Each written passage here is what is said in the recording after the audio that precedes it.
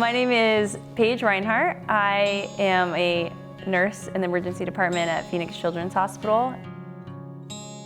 I also help lead trips for an organization called Developing Workers. We take medical trips around the world and get to tell people about Jesus.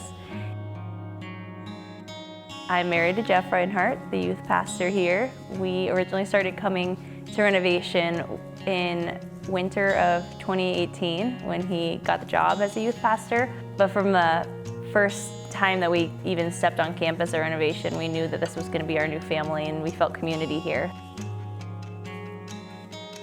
When I was 8 years old, I got in a really bad accident in Mexico, and I was in surgery for a long time. And I remember from that day, still in the hospital room, I had influential people in my life, very influential people, tell me consistently, there's a reason you're still here. There's a reason God didn't take you home.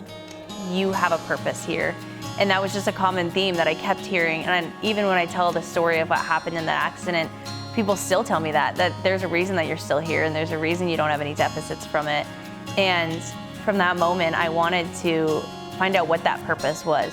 When I was about 11, I was asked to go on my first medical mission trips with my mom, and we went to Dominican Republic. We get to go into the community and set up a clinic, and we get patients from all around the community that come in, and we get to evaluate them and treat their medical conditions. I got to see these kids just light up when we gave them vitamins or a Dum Dum sucker, something that we take so for granted. And as an 11-year-old, just seeing them walk away barefooted, walking through the rocks, just vitamins in hand, happy as can be, seeing the joy on their face and getting to be a part of that and knowing that I got to make a difference in their life just because I had a conversation with them and was able to hear them out and hear what hurt. I knew from that moment that on these trips, even if I'm not the one leading the trip, I have influence in the lives of the patients, the lives of the families, and the lives of the other people on the team. When I was applying for nursing school, I had taken all of my prereqs, I was ready to go. I've always known I wanted to be a nurse since I was a little girl. I was ready for it, and I applied, and I got denied, which was a setback for me. But I was like, okay, I'm gonna try again. Applied again, I got denied again. And then I just kept going, and I got denied 3 times until I finally was like, I'm gonna walk into the dean's office. So I walked into the dean's office and I explained what was happening. I explained I've always wanted to be a nurse and that no matter what, I'm gonna keep trying to be a nurse because I knew that the Lord had placed that on my heart and that that's who I was supposed to be. What I hadn't seen before was that the reason I got denied 3 times was so that I could have the opportunity to meet Jeff, who's now my husband, and we're happily married. But at times that I was looking just at the one thing that was happening, that I got denied and I got denied and I got denied. The Lord was looking at the bigger picture, and He had control of my life, and He kept that passion burning in my heart. I could feel in my bones that this is what you're supposed to do. This is how you are gonna have influence. This is what I've created you to do. You have the knowledge and the skill to do it. Just keep going, don't stop, because there's so much ahead of you. There's so much still to come, but you have to press on.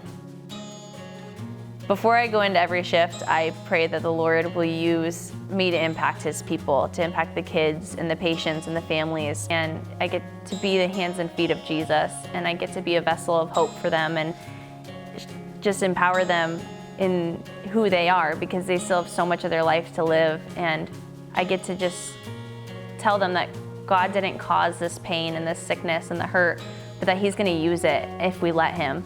And I get to be there for the parents when their child is sick and it's scary and they don't know what's happening.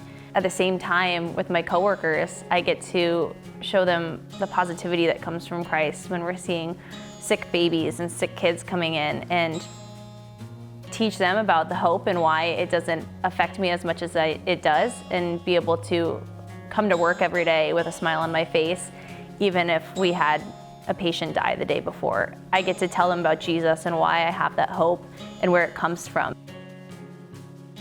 In Matthew, it says to bring out the salt flavors of the world. And when I hear that, I think about all the countries we visited and how each one has different food and different spices, but in the same way, they have their own culture and their people do things the way that they do them. We get the opportunity to empower them in that and to encourage them in their uniqueness because God created them that way.